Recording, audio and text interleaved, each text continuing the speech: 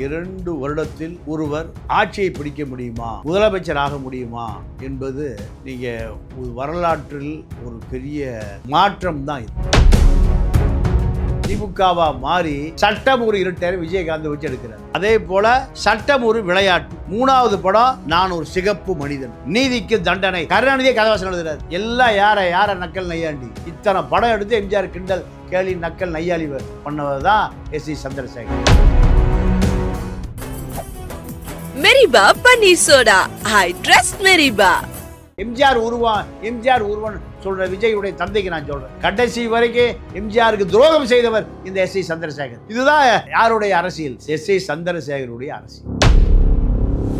மகனை நடிக்க வைக்கிறார். முதல் படம் நாளைய தீர்ப்பு, அது அறிமுகம். இந்த படம் வந்த உடனே ரசிகர் மன்றத்தை கட்டுறார். கருணாநிதி பார்க்கிறார், இவன் நம்ம கட்டுப்பாட்டில் இருக்க மாட்டான். கருணாநிதி 200 ஆண்டு காலம் சிந்திப்பார், இவன் நம்ம மகன் பேரனுக்கு வில்லனா வந்துருவான் இந்த சந்திரசேகர். நீங்க சரத்குமாருடைய நாட்டாம பிச்சுட்டு போகுது, கருணாநிதி குடும்பம் பார்க்குது, இந்த நமக்கு எதிராக நாளைக்கு வந்துருவான். இதன் காரணமாக அடுத்தடுத்து ஐ லவ் யூ 48 வெட்டு, அது விட்டு படமாய் அதோட ப்ரொடியூசர்லாம் தப்பிச்சு ஓடிப்போய் ஐ லவ் யூ ப்ரொடியூசர் செத்தே போயிட்டான். இது கருணாநிதியுடைய வேலை. இதே வேலையை சந்திரசேகர்கிட்ட காட்டுறாரு கருணாநிதி. அப்பா மகன் 2 பேரும் ஓடி போய் காலில் விழுகிறாங்க. என்னன்னு பதறி போய் கேட்குது. எங்க படம் ரிலீஸ் ஆக திமுக தடுக்குது. அப்ப திமுக ஆட்சி என்ன படம்னா,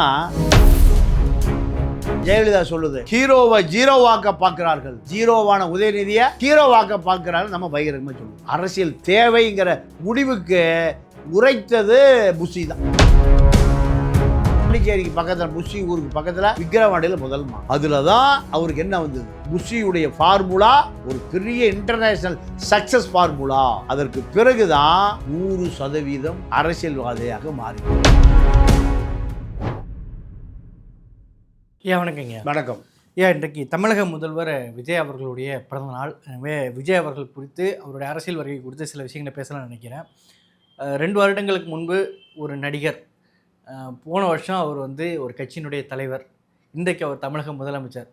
இன்றைக்கு இந்த டிரான்ஸ்ஃபர்மேஷன் அப்படிங்கிறது தமிழ் விஜய், இந்த மாற்றம், இந்த பரிணாமம் அப்படிங்கிறது விஜய் அவர்களுடைய விருப்பம் நிறைவேறிக்கிறதா பார்க்கலாமா, விஜயுடைய தந்தை எஸ்.ஏ.சி. அவர்களுடைய விருப்பம் நிறைவேறிக்கிறதா பார்க்கலாமா? இல்லை, இன்னைக்கு இது ஆய்வு செய்ய வேண்டிய ஒரு விஷயம்தான். ஏறக்குறைய 2 வருடத்தில் ஒருவர் ஆட்சியை பிடிக்க முடியுமா, முதலமைச்சராக முடியுமா என்பது நீங்கள் வரலாற்றில் ஒரு பெரிய மாற்றம் தான் இது. நீங்கள்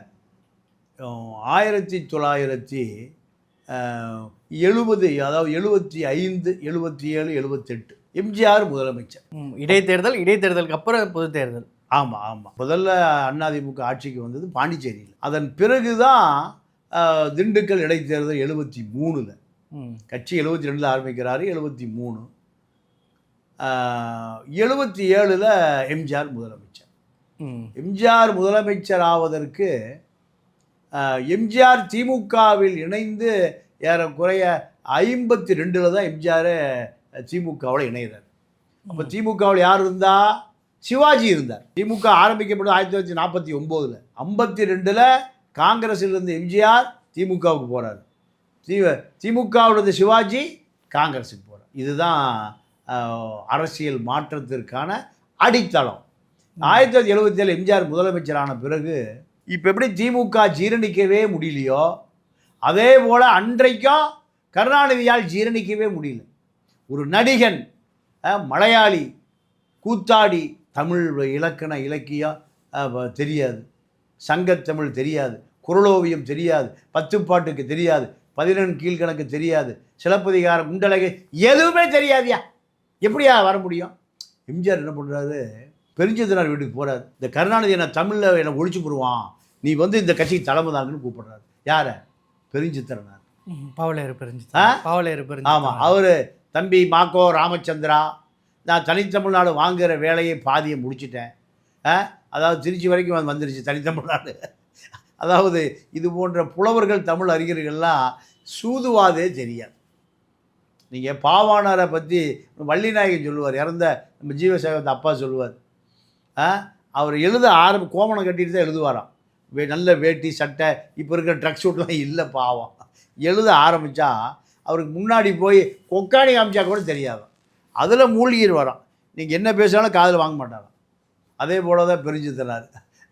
அப்போ எம்ஜிஆர் என்ன பண்ணுறாரு, ஆட்சி அமைத்து விட்டார். 77ல் எம்ஜிஆர் ஆட்சிக்கு வந்த பிறகு கருணாநிதி தயார் பண்ணுறாரு எஸ்சி சந்திரசேகர். சந்திரசேகர் எடுத்த முதல் படம் அவள் ஒரு பச்சை குழந்தை. அது பிளாப், அந்த படமே 5 லட்ச ரூபாய்க்கு எனக்கு எடுத்தார். 16 வயதிலேயோ பாரதிராஜா 5 லட்ச ரூபாய்க்கு தான் எடுத்த அந்த படம் பெரிய அளவில் வெற்றி. கமல், ரஜினி, ஸ்ரீதேவி இவர் படம் எடுத்து ஓடலை. அதன் பிறகு திமுகவாக மாறிடுறார்.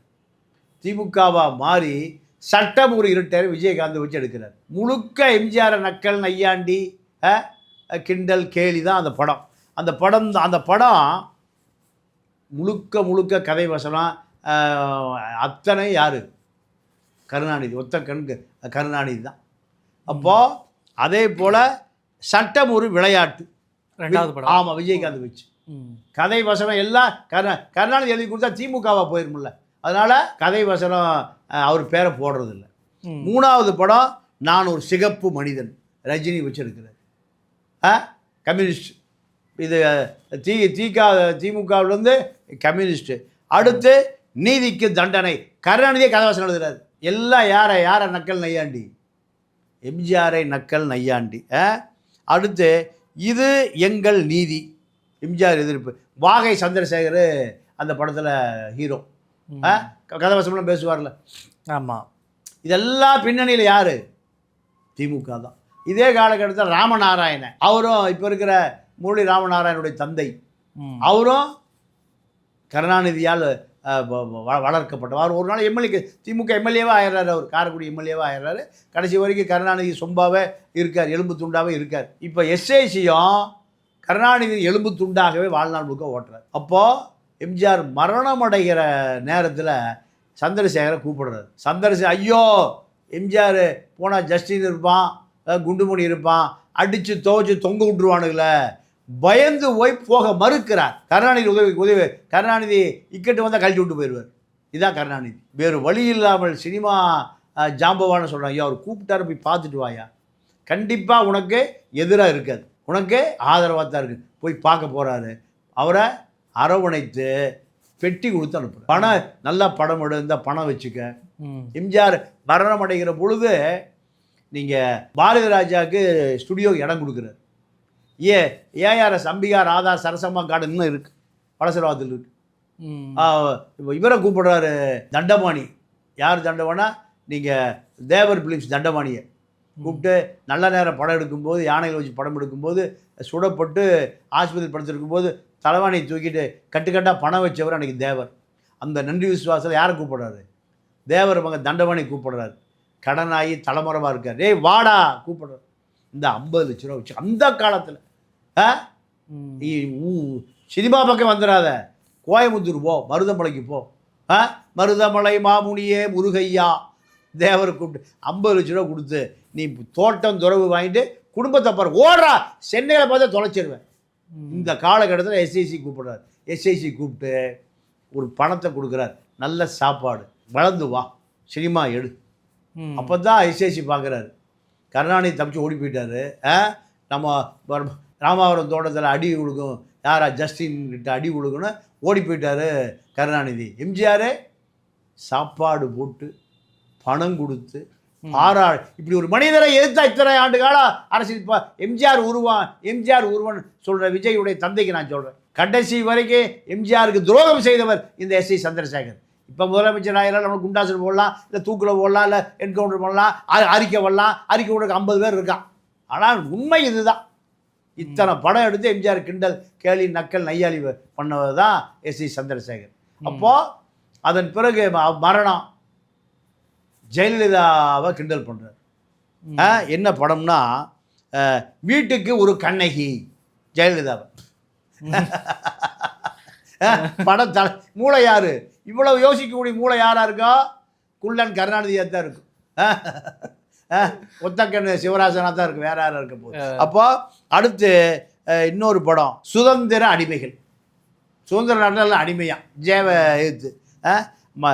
அதே போல் கலைஞர் கதவசனத்தில் மணிவண்ண ராதிகா ஜெய சசிகலாவை கிண்டல் பண்ணி ஒரு படம் எடுக்கிறார். அதே போல் இது எங்கள் நீதி, இது எங்களுக்கு நீதியே, இதுதான் எங்கள் நீதின்னு அரசியல் படம் ஜேவை எழுத்து. இதுதான் யாருடைய அரசியல்? எஸ்.ஏ. சந்திரசேகருடைய அரசியல். கருணாநிதி கூட இருக்கார். இதுக்கு நடுவில் பார்த்தாரு, நம்மளை எல்லாம் காலி பண்ணிடுவானுங்கன்னா விஜய் மக்கள் மன்றம். இது ஆரம்பிக்கும் போது தான் கருணாநிதி நம்மகிட்டே ட்ரைனிங் எடுத்துகிட்டு நம்மளே டெஸ்ட் பண்ணுறாங்க. கருணாநிதி ஆர்எஸ்எஸ் 100 ஆண்டு காலம் சிந்திப்பான், கருணாநிதி 200 ஆண்டு காலம் சிந்திப்பார். இவன் நம்ம மகன் பேரனுக்கு வில்லனாக வந்துடுவான் இந்த சந்திரசேகர். அப்போது மகனை நடிக்க வைக்கிறார். மகனை என்ன நடிக்க வைக்கிறான்னா, முதல் படம் நாளைய தீர்ப்பு, அது அறிமுகம். இந்த படம் வந்த உடனே ரசிகர் மன்றத்தை கட்டுறார். கருணாநிதி பார்க்குறாரு, இவன் நம்ம கட்டுப்பாட்டில் இருக்க மாட்டான். எதிர்காலத்தில் நம்ம கட்சிக்கும் குடும்பத்துக்கும், குடும்ப கட்சிக்கு, திருவாரூர் முத்துவேளாளர் மகன் கருணாநிதி கம்பெனிக்கு, அதான் திமுக, திருவாரூர் முத்துவேளாளர் மகன் கருணாநிதி கம்பெனிக்கு எதிராக வந்து விடுவான் என்று தான் நசுக்க ஆரம்பிக்கிறார். எப்படி நசுக்க ஆரம்பிக்கிறான்னா, காங்கிரஸ் கட்சி கட்டுப்பாட்டில் தான் சென்சார் போர்டு இருக்கும். ஆமாம், மத்திய அரசாங்கம். நீங்கள் அதில் காங்கிரஸில் இருக்க ஆட்கள் தான் அந்த அமைச்சர் சென்சார் போர்டில் போடுவோம். இன்றைக்கி 5000 ரூபா கவர் கொடுத்து வாங்கிட்டு வர ஆளுக்கு தான் சென்சார் போர்டு, எனக்கு தெரிஞ்சு பல பேர். அப்போ இந்த சென்சார் போர்டை இன்ஃப்ளூயன்ஸ் பண்ணி ஒரு படத்தை 48 வெட்டுறது. நீங்கள் சரத்குமாருடைய நாட்டாமே பிச்சுட்டு போகுது. கருணாநிதி குடும்பம் பார்க்குது, இந்த நமக்கு எதிராக நாளைக்கு வந்துடுவான். இதன் காரணமாக அடுத்தடுத்து ஐ லவ் யூ 48 வெட்டு, அது விட்டு படமாகி அதோட ப்ரொடியூசர்லாம் தப்பிச்சு ஓடி போயிட்டான். ஐ லவ் யூ ப்ரொடியூசர் செத்தே போயிட்டான். இதை கருணாநிதியுடைய வேலை. இதே வேலையை சந்திரசேகர்கிட்ட காட்டுறாரு கருணாநிதி. ஈழத்தமிழர் பிரச்சனை இருக்கிற பொழுது ஈழத்தமிழருக்கு ஆதரவு விஜய், தந்தி அடிங்க, லெட்டர் போடுங்க, இப்படி ஈழத்தமிழர் ஆதரவையும் சேர்த்து கொண்டார். நாகப்பட்டினம் போராட்டம், ரசிகர் மன்றம். அப்போ சரி, இவன் அரசியலுக்கு பெரிய அளவில் அடி போடுறான், விடக்கூடாதுன்னு முடிவு பண்ணித்தான் குருவின்னு ஒரு படம் ரெட் ஜெயிண்டே வச்சு எடுக்க சொல்கிறார். முதல் படம் ரெட் ஜெயிண்ட் 5 கோடி ரூபா சம்பளம். ப்ரொடியூசர் பூரா போய் புலம்புறான், ஏங்க 5 கோடி சம்பளம் கொடுத்துருக்கீங்க, விஜய் வச்சு நாங்களே எப்படி படம் எடுக்க முடியும்? ஏன் எவனுமே எடுக்கக்கூடாது தானே கொடுக்குறாரு, எவனுமே எடுக்கக்கூடாது தான் கொடுக்குறாரு. இதன் பிறகு விஜய்க்கு சினிமா ஃபீல்டில் ஒரு மிகப்பெரிய எதிர்ப்பு ப்ரொடியூசர் மத்தியிலேயே. சென்சார் போர்டில் துண்டாக்குறான். வேறு வழி இல்லாமல் சந்திரசேகர் நேரம் எங்கே போகிறாரு, டெல்லியில் போய் காங்கிரஸ் காலில் விழுகிறார். அப்போ காங்கிரஸ் ஆட்சி, மன்மோகன் சிங் வச்சு விஜய் தபால் தலையில் வெளியிடுறார். காங்கிரஸோட தொடர்பு ஏற்படுத்தி கொடுக்குறார் திராவிட இயக்கத்தை எதிர்ப்பதற்கு. விஜய் மக்கள் இயக்கம் பரபரப்பாக மாறிஸ். வருஷம் அவர் பிறந்தது எக்மோர் ஜிஹெச்சில். அன்றைக்கி காசு பணம் வசதி இல்லை, அதனால் வருஷம் போய் இந்த குழந்தைகளுக்கு பட்டு சுட்டை, பட்டு வேட்டி, சார் இப்போ பட்டு சொக்கையெல்லாம் வாங்கி கொடுப்பார் விஜய். அப்போ அரசியலுக்கு முழுமையாக தன்னை ஈடுபடுத்தி கொள்ள விஜயை யார் ஆப்ரேட் பண்ணுறா? சந்திரசேகர். இந்த காலகட்டத்தில் ராகுல்கிட்ட போய் ஆல் இண்டியா காங்கிரஸ் பிரசிடென்ட் என் மகனுக்கு கொடுங்கன்னு கேட்குறாங்க ராகுல்கிட்ட. ராகுல் நான் தமிழ்நாடு, கேரளா, கர்நாடகா, ஆந்திரா அத்தனை ஸ்டேட்லேயும் என் மகன் பிரச்சாரம் பண்ணுவான் உங்களுக்காக. சந்திரசேகர் யார்கிட்ட பேசுகிறாரு? ராகுல்கிட்ட. அதான் ராகுல் முதல் அறிமுகம் 2010. ஆமாம். அப்போ ராகுல் சொல்கிறாரு, பிரசிடெண்ட்டுங்கிறது, யூத் காங்கிரஸ் பிரசிடெண்ட்டுங்கிறது எனக்கான பதவி. அது கீழே 5 ஜெனரல் செக்ரட்டரி இருக்காங்க, பொதுச் செயலாளர், south, north, east, west, central. அதில் ஒரு தமிழ்நாடு கவர் ஆகிற மாதிரி சவுத்து ஜெனரல் செக்ரட்டரி கொடுக்குறோம். இல்லை எங்களுக்கு கொடுத்தா பிரசிடென்ட் கொடுங்க, இல்லைன்னா மாநில காங்கிரஸ் கமிட்டி தலைவர் கொடுங்க. எது திமுகவிடமிருந்து பாதுகாத்துக் கொள்வதற்காக காங்கிரஸுக்கு அடிமையாக இருக்கிற கருணாநிதியை விட தனக்கு ஒரு பெரிய பதவி வேணும்னு இதை எஸ்ஐசி கேட்குறாரு. ராகுல்கிட்ட இங்கே இருக்கிற சிதம்பரம், இளங்கோவன். அப்போ இளங்கோவன் உயிரோடு இருக்கார். இளங்கோவன் 2 பேரும் தயவுசெய்து கொடுத்துடாதீங்க. ஈவிகேஎஸ் இளங்கோவன் 2 பேரும் அது தடுத்தது ராகுலிடம், சோனியாவிடம் தடுத்ததே 2 பேர் தான். இல்லைன்னா நீங்கள் 5 பொதுச் செயலாளர்களில் ஒருவராக விஜய் அன்னைக்கே மாற்றிருப்பார் எஸ்.ஏ. சந்திரசேகர். இதை தடுத்து நிறுத்தியது அன்னைக்கு யார்? 2 பேர், சிதம்பரமும் இளங்கோவன். இன்றைக்கி அதே காங்கிரஸ் தான் முதலில் அங்கீகரித்தது. வரலாறு எப்படி மாறுதுன்னு பாருங்க. ஜெகதீப் கூட ரீசெண்டாக சொன்னார் 2010 எங்கள் கட்சியில் சேரத்துக்கு முயற்சி பண்ணாங்க சொல்கிறாங்க. திமுகவை எதிர்ப்பதற்கான யார் வலுவாக இருக்கிறார்களோ அவர்களோடு கூட்டணி வைப்பதற்கு அலைந்தவர்கள் தான் அவர்கள். அது ஒரே காரணம் திமுக எதிர்ப்பு தான். திமுக எதிர்ப்புக்கு பிறகு நீங்கள் போய் 2011 தேர்தலில் ஜேவுக்கு ஆதரவு கொடுக்குறீங்க. நீங்கள் 2010 வாக்கில் நம்ம எம்ஜிஆர் பெருந்தொண்டர் சைதையாருடைய மக கல்யாணம் நடக்குது. ஜெயலலிதா வருது. அப்பா மக 2 பேரும் ஓடி போய் காலில் விழுகிறாங்க. என்னன்னு பதறி போய் கேட்குது. எங்கள் படம் ரிலீஸ் ஆக திமுக தடுக்குது. அப்போ திமுக ஆட்சி என்ன படம்னா காவலன் படம் ரிலீஸ் ஆகாம தடுக்கிறாங்க திமுக. அதாவது ஜெயலலிதா சொல்லுது, ஹீரோவை ஜீரோவாக்க பார்க்கிறார்கள், ஜீரோவான உதயநிதியை ஹீரோவாக்க பார்க்கிறார்கள் நம்ம பகிரங்கமாக சொல்லுது. அதே போல் கருணாநிதி ஒரு வளர்ந்து வருகிற திரைப்பட கலைஞனை குடும்ப நலனுக்காக காவு கொடுக்க பார்க்கிறார். எம்ஜிஆருடைய படம் காவல்காரன். இதே போல காவல்காரன் படத்தை எம்ஜிஆரை காவு கொடுக்க பார்த்தார்கள். ஆனால் காவலனை நான் காவு கொடுக்க விட மாட்டேன் ஜெயலலிதா சொன்னது. அதன் பிறகு அன்பு செழியனை கூப்பிட்டு, அதிமுக அடியால் அன்பு செழியனை கூப்பிட்டு, என்னன்னே தெரியாது படம் ரிலீஸ் ஆகணும் இப்படி சொன்ன பிறகு தமிழ்நாடு முழுக்க இந்த காவலன் அதிமுக போட்ட பிச்சை, அன்பு செழியன் போட்ட பிச்சை, அதுக்கு பின்னாடி தான் ரிலீஸ் ஆகுது. ரிலீஸ் ஆன பிறகு அதிமுக ஆதரவாளராக மாறிடுறார். அப்போ தான் அணில்ங்கிற கதை வந்து ஜெயலலிதா விட்ட எம்ஜிஆரே அணில்னாலும் நம்ம ஏற்றுக்காது. எம்ஜிஆர்னால தான் நீங்கள் முதல்ல சாணிப்பட்ட செல்வாக்கு. எம்ஜிஆரையே டம்மி பீஸாக சொல்லும் அந்த அம்மா. ராமாவரத்தோடு இன்னும் இருட்டாக தான் கிடக்கு. ஏன்னா எம்ஜிஆர் சாட்டையில் சவுக்கிலே அடிச்சிருக்காரு ஜெயலலிதாவை. சேலம் கண்ணை மூக்குப்படி எங்கேயா சுற்றி பார்ப்பாராம். இப்படி அந்த அம்மா கதை அது அவருக்கு இருக்கட்டும். இப்போ அதிமுக ஆதரவாக மாறி 2011 தமிழ்நாடு முழுக்க பிரச்சாரம் பண்ணுறார். எஸ்ஐசி ஜெயிச்சாச்சு. ஜெயித்த பிறகு இவர் வாயில் சனி, 7.5 நாட்டு சனி. அதிமுக வெற்றி பெறுவதற்கு விஜய் ரசிகர்களும் காரணம். நாங்களும் அணில் குஞ்சை போல ராமர் பாலம் கட்டும்போது கொஞ்சம் மண்ணை எடுத்து கொடுத்தோன்னுனையும், ஓ நீங்கள் கொடுத்தா நான் ஜெயிச்சனா மூஞ்சிலே முடிக்காது. ராஜீவ்காந்தி இறந்து அதிமுக ஜெயிச்சதுன்னு சொல்லிச்சுன்னா சோனியா காந்திக்கு எதிர்ப்பு. அப்போது எஸ்ஐசி சப்போர்ட்டில் தான் ஏடிஎம்கே ஜெயிச்சுன்னா அந்த மாதிரி ஒத்துக்குமா? அதுதான். அதுக்கு பிறகு ஜெயலலிதா விஜய் சண்டை. இந்த சூழலில் தான் விஜய் மக்கள் இயக்கத்தை ஒரு தேர்தல் கமிஷனில் பதிவு பண்ண போகிறாரு. யார்? சந்திரசேகர். அப்போ விஜய் என்ன நினைக்கிறாரு, என்னை அரசியல் இழுத்து விட்றாத. இல்லை, இதுக்கு முன்னாடி தலைவா பிரச்சனை வருதுங்களே. இல்லை, அதுக்கு பின்னாடி என்னை அரசியலில் இழுத்து விட்றாத. அப்போ அது சங்கீதாவும் அது ஒரு காரணம். சங்கீதா என்ன சொல்லுது, அவள் ஈழத்தமிழச்சி. அது என்ன சொல்லுது, எங்கள் தலைவன் பிரபாகரனையே சதி பண்ணி கொண்டு விட்டானுவோ, நீ எல்லாம் தாக்கு பிடிக்க முடியாது, அதனால் தயவுசெய்து வேண்டாம். இப்படி சங்கீதா அழுத்தம் கொடுப்பதற்கு ஒரு நியாயமான காரணம் உண்டு. இதை கேட்டுட்டு இவன் எங்கள் அப்பனே இல்லைன்ட்டார். யார்? விஜய். ஆமாம், நடந்தது. நீ தேர்தல் கமிஷனில் பதிவு பண்ணால் எனக்கு செல்லாது, எனக்கு அவர் யாருன்னு தெரியாதுட்டார். அவரோட வாபஸ் வாங்கிட்டு வந்துட்டார். ஒரு வழக்கில் இது அவருக்கு செலவுக்கு எல்லாமே ஜப்தி பண்ணி எடுத்துகிட்டு போகிறாங்க. அப்போ இவருக்கு அரசியல் ஆசை இல்லை. அது வரைக்கும் இவரை இவ்வளோ பில்டப் பண்ணதில் 2 பேர், சந்திரசேகர், பிடி செல்வகுமார் பங்கு பெரும்பங்கு இருக்குது. திரைப்படத்தில் இவ்வளோ பெரிய போராட்டத்துக்கு துணை நின்றவர் யார்?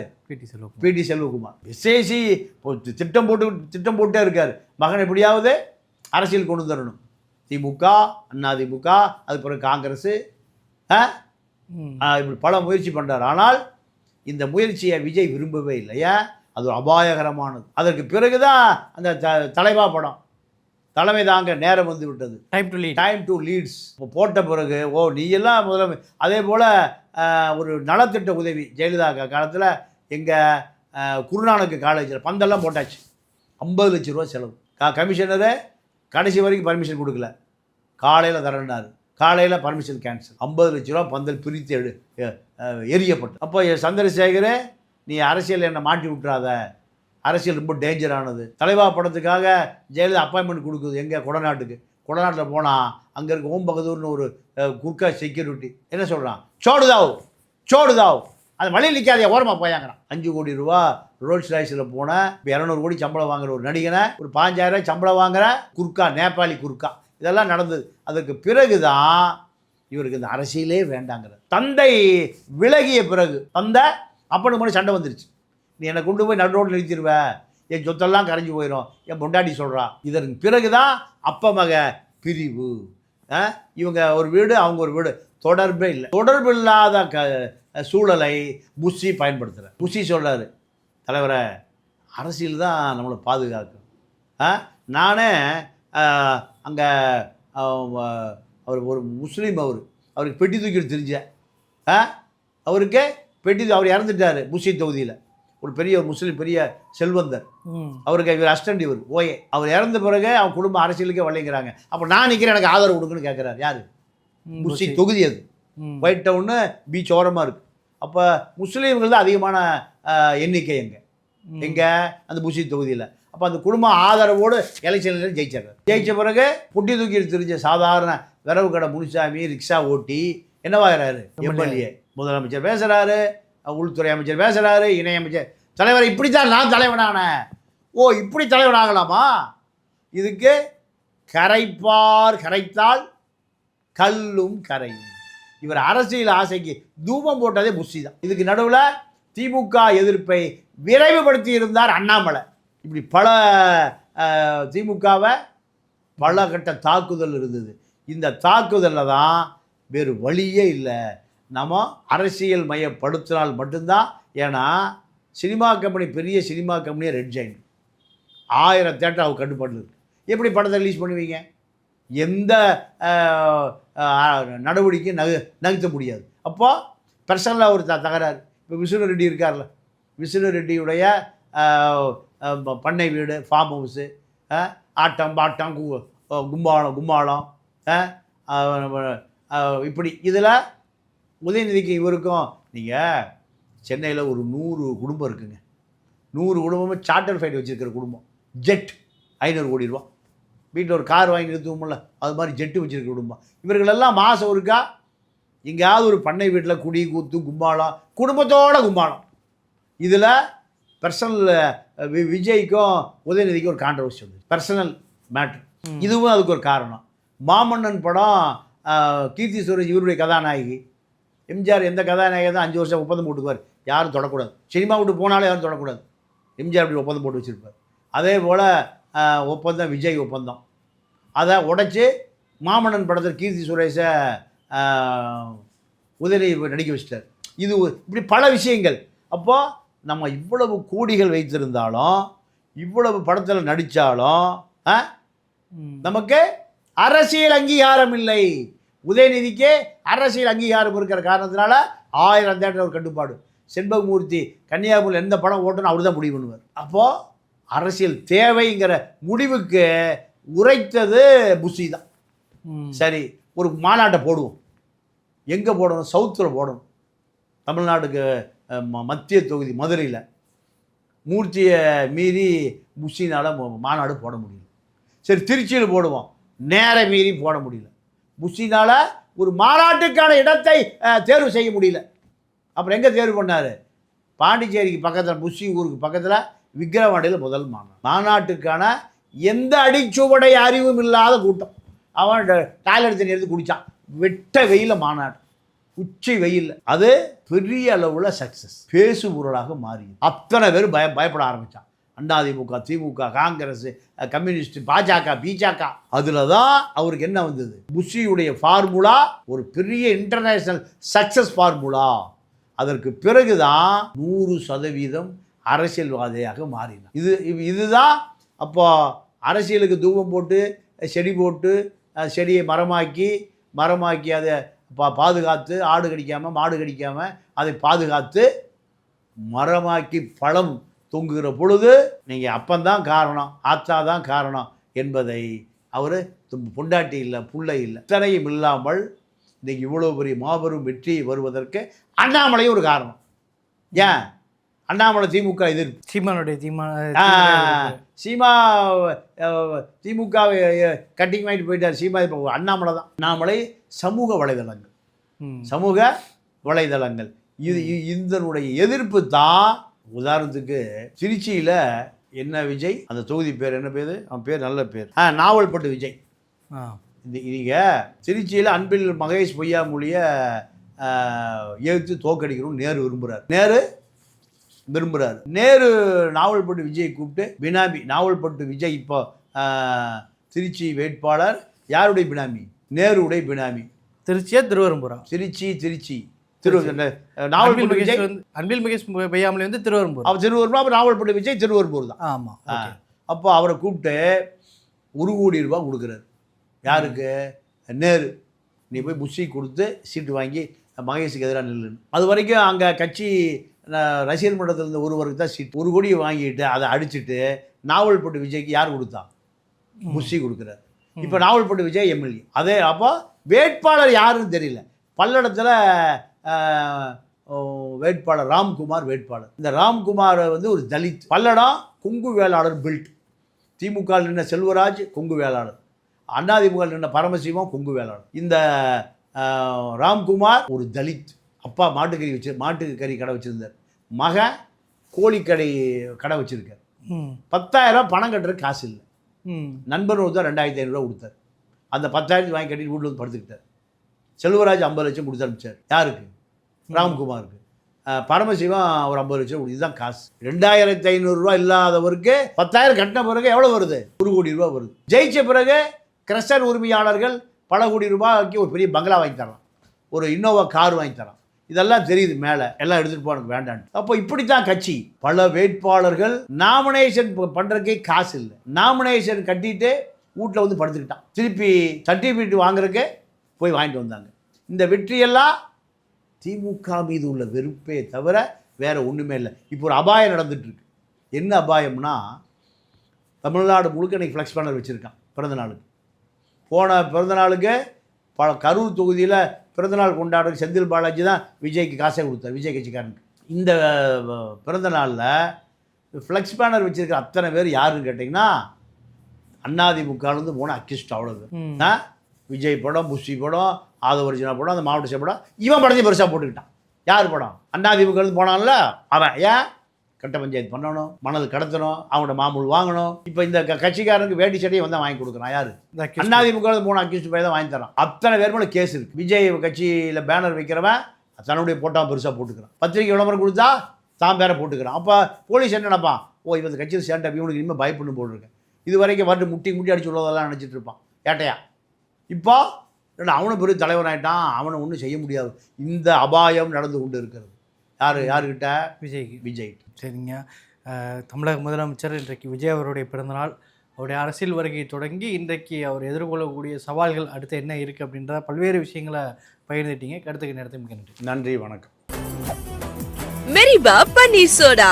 I trust மெரிபா.